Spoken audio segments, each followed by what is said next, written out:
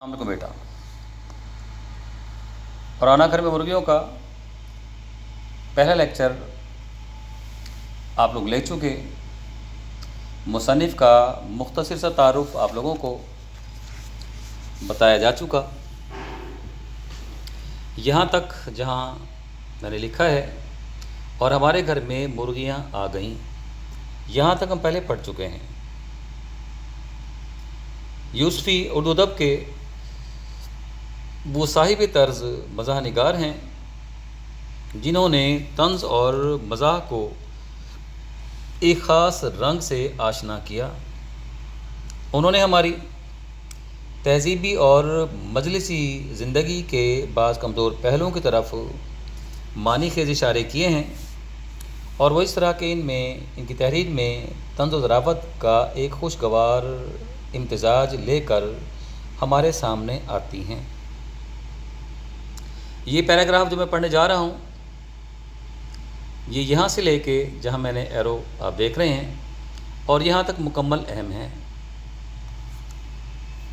اس میں سے بعض اوقات ایک حصہ بنا لیا جاتا ہے، بعض اوقات پہلا حصہ یہاں سے اب اس کو میری سادہ لوہی کہیے سے لے کر اپنے پرائے کی تمیز ہو یہاں تک بن سکتا ہے، اور پھر اگلا پیراگراف آپ کا یہیں سے مہینوں کی نگہداشت اور سنبھال کیجئے یہاں سے لے کے اور پھر یہاں تک بنتا ہے۔ تو پہلا پیراگراف ہم دیکھتے ہیں۔ اب اس کو میری سادہ لوہی کہیے، سادہ لوہی بھولپن ہو گیا، سادہ مزاجی ہو گئی، یا خلوص نیت، یا میری نیت کا اخلاص سمجھیے کہ شروع میں میرا خیال تھا کہ انسان محبت کا بھوکا ہے، اور جانور اس واسطے پالتا ہے کہ اپنے مالک کو پہچانے اور اس کا حکم بجا لائے۔ مرغیاں آ گئیں، کہتے ہیں، مثل مشہور ہے، ہم یہاں لکھ سکتے ہیں کہ گلے پڑا ڈھول پیٹنا پڑتا ہے۔ مرغیاں تو آ گئیں، مجبوری تھی، مرتا کیا نہ کرتا۔ دوست نے جب اتنی بڑی دلیل دی کہ اس کے ہاں مہمان آنے والے ہیں، گھر چھوٹا ہے۔ مصنف بتاتے ہیں، میرے ایک دوست میرے پاس آئے، انہوں نے مجھ سے گزارش کی کہ میرے ہاں کچھ عزیز آنے والے ہیں، میری مرغیاں کچھ روز کے لیے آپ اپنے پاس رکھ لیں۔ تو میں نے دل میں تسلی دی، دل کو میں نے سمجھا لیا کہ گلے میں ڈھول پڑ گیا ہے تو پیٹنا پڑے گا۔ میری سادہ لوہی کہیے، خلوص نیت سمجھیے۔ شروع میں میرا خیال تھا کہ انسان محبت کا بھوکا ہے، اور وہ محبت کی تلاش میں بعضوں کا جانور پال لیتا ہے تاکہ جانور اپنے مالک کو پہچانے اور اس کا حکم بجا لائے۔ جو جانور گھر میں رہتا ہے اسے اپنے مالک سے انس ہو جاتا ہے، وہ اپنے مالک سے اپنائیت کا اظہار کرتا ہے، اپنے مالک کی اطاعت کرتا ہے، تو مالک میں جو فطری طور پر محبت کا جذبہ پایا جاتا ہے وہ اس میں کچھ قدر اس کی تسکین اسے ملتی ہے۔ اب مصنف اس بات کو ثابت کرنے کے لیے کچھ خونخوار جانوروں کی مثالیں ہمارے سامنے رکھتا ہے، اور پہلی مثال گھوڑے کی دیتا ہے۔ بتاتا ہے گھوڑا اپنے سوار کا آسن بیٹھنے کا طریقہ ہو گیا، اردو کا لفظ ہے بیٹھنا یا بیٹھنے کا طریقہ۔ پہلی مثال ہم ایک پیراگراف بنائیں گے، گھوڑے کی مثال دیں گے۔ گھوڑا ایک سرکش جانور ہے، مالک گھوڑے کے قریب آتا ہے، سدھا لیتا ہے، گھوڑا سمجھ جاتا ہے مالک سواری کرنا چاہتا ہے، تو گھوڑا جامد و ساکت ہو جاتا ہے، مالک آسانی سے اس کی پشت پہ پیٹھ پہ ہاتھ پھیرتا ہے، اس پہ سوار ہو جاتا ہے۔ ہاتھی اپنے مہاوت فیل بان کو کہا جاتا ہے۔ ہاتھی کا سوار جیسے گھڑ سوار ہے گھوڑے کا سوار، اس طرح مہاوت یا ہاتھی کا سوار مہاوت کہلاتا ہے۔ ہاتھی اپنے مہاوت کا آنکس پہچانتا ہے۔ آنکس وہ کڑا ہے، آنکس وہ چھڑی ہے کانٹے دار جسے وہ ہاتھی کے کان کے قریب لے جاتا ہے، گدگدی کرتا ہے۔ ہاتھی سمجھ لیتا ہے کہ مالک سوار ہونا چاہتا ہے، وہ اپنے آپ کو ایک جگہ جامد و ساکت کر لیتا ہے اور مالک آسانی سے سواری کر لیتا ہے۔ کتا اپنے مالک کو دیکھتے ہی دم ہلانے لگتا ہے۔ اگلی مثال کتے کی دیتا ہے۔ کتا ایک خونخوار جانور ہے، اسے قابو کرنا آسان بات نہیں ہے، مگر کتا جب وہ مالک پالتا ہے، روٹی ڈالتا ہے، خیال رکھتا ہے، تو کتا بھی طرح سے اپنی وفاداری کا ثبوت مالک کے سامنے پیش کرنے کی کوشش کرتا ہے، جس سے مالک کو روحانی خوشی ہوتی ہے۔ وہ کہیں دم ہلاتا ہے، کبھی قدموں میں لوٹتا ہے، کہیں مالک کے تلوے چاٹتا ہے، مالک کے لیے تسکین اور خوشی کا باعث ہوتا ہے۔ سانپ بھی سپیرے سے ہل جاتا ہے، ہل جانا مانوس ہو جانا۔ सपेरा सांप को पालता है, वक्त पे दूध पिलाता है, उसकी देखभाल करता है, निगहदाश्त करता है, तो उसके बदले में सपेरा मालिक को सांप को कुछ नहीं कहता। हम एक मिसाल बंदर की दे सकते हैं। बंदर मालिक से मदारी से मानूस होता है, एक हमको दे लेंगे, मानूस हो जाता है, फिर डुग डुग हिलाता है। बंदर तरह तरह से करतब दिखाता है।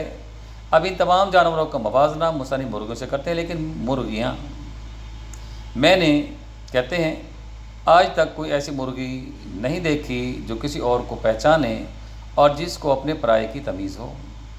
ऐसी बेहुदा मखलूक हैं, बताता है। इधर आप दड़बे से बाहर निकालते हैं, इधर तितर बितर हो जाती हैं, मुंतशिर हो जाती हैं। कहते मेरी ज़िंदगी में कोई ऐसा तजर्बा नहीं है कि जब मैंने कोई ऐसी मुर्गी देखी हो जो किसी अपने पराये को पहचाने या अपने मालिक की ज़रा से भी तमीज़ हो। यहाँ फिर हम हवाला जात लिख सकते हैं, हमको उनसे वफ़ा की है उम्मीद जो नहीं जानते वफ़ा क्या है। वजाहत मैंने थोड़ी पैराग्राफ में दोबारा ज़बानी लिख दी है। मुर्गियों के हवाले से मवाजना दीगर मुर्गियों का मवाजना दीगर परिंदों और जानवरों से करता है। इनमें पहली मिसाल घोड़े की देता है। घोड़ा एक सरकश जानवर है, मगर अपने सवार के बैठने के तरीके से खूब वाकिफ़ होता है।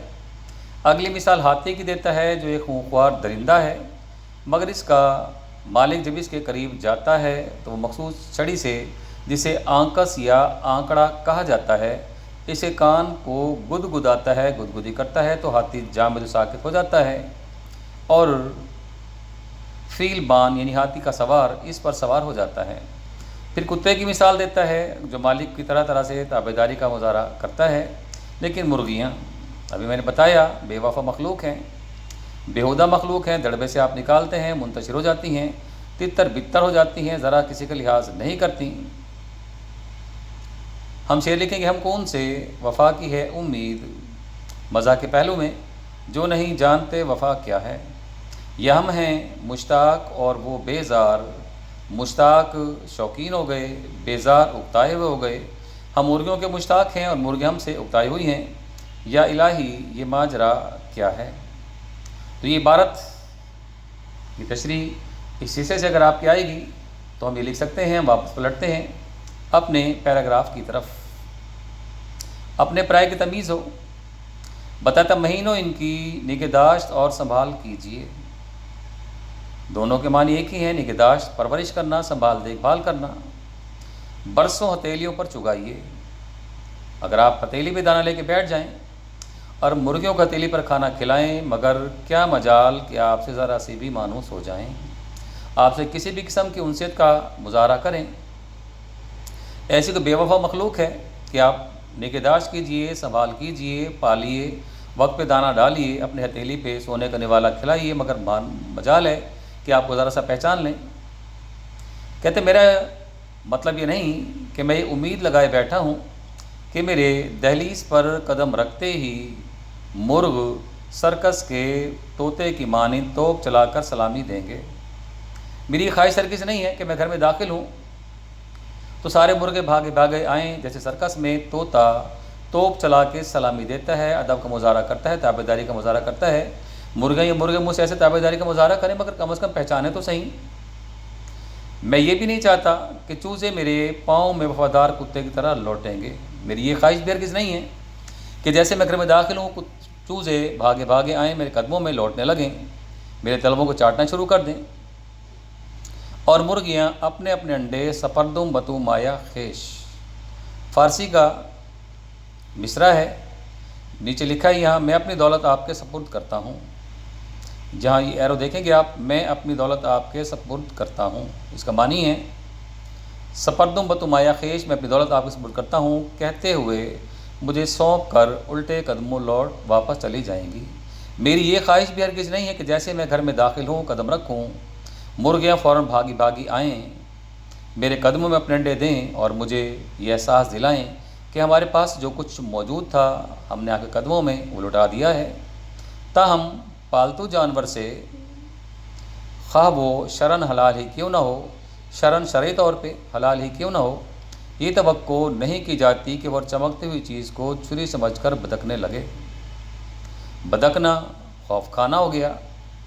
कहते किस कदर बेहुदा बात है पालतू जानवरों के हवाले से कि आप घर में कोई चमकती हुई चीज़ लेके निकलें اور وہ یہ سمجھے کہ شاید یہ آپ کو کاٹنے کے لیے آ رہا ہے، چھری سمجھ کے آپ سے خوف کھانے لگیں، اور مہینوں کی پرورش و پرداخت کے باوجود پرورش پالنا ہو گیا، پرداخت دیکھ بھال ہو گئی، محض صرف اپنے جبلی فطری ہو گیا، تعصب دشمنی ہو گئی کی بنا پر ہر مسلمان کو اپنے خون کا پیاسا تصور کرے۔ کہتے کوئی مناسب بات نہیں ہے کہ آپ پالتو جانور کے سامنے اگر کوئی بھی چمکتی ہوئی چیز لے کر نکلیں تو یہ مناسب نہیں کہ وہ یہ سوچیں کہ شاید یہ مالک ہمارا چھری لے کے ہمیں حلال کرنے کے چکر میں پھر رہا ہے، اور وہ مالک کی مہینوں کی پرورش دیکھ بھال کا صلہ یہ دیں کہ وہ ہر مسلمان کو اپنے خون کا پیاسا تصور کریں۔ یہ بیٹا آپ کا پیراگراف چونکہ اہم تھا، اس کے حوالہ جات میں ابھی آپ کو یہاں دکھا چکا ہوں، ہم دوبارہ پھر دیکھ لیتے ہیں۔ یہ آپ کے میں نے حوالے لکھے ہیں، ہم کو ان سے وفا کی ہے امید، جو نہیں جانتے وفا کیا ہے، یا پھر ہم ہیں مشتاق اور وہ بیزار، یا الہی یہ ماجرا کیا ہے۔ یہ بیٹا آپ کا لیکچر نمبر 2 سال اول سے اور آنا گھر میں مرغیوں کا ختم ہوا۔ اگلے لیکچر میں ایک پیراگراف ہے، اس کی وضاحت ہم کریں گے۔ اس کے بعد 2 لیکچرز میں سبق میں کوئی اہم عبارت نہیں ہے، اسے ہم جسٹ ریڈنگ کر کے آگے بڑھانے کی کوشش کریں گے۔ لیکچر کا وقت ختم ہوا، اجازت دیجیے، اللہ حافظ۔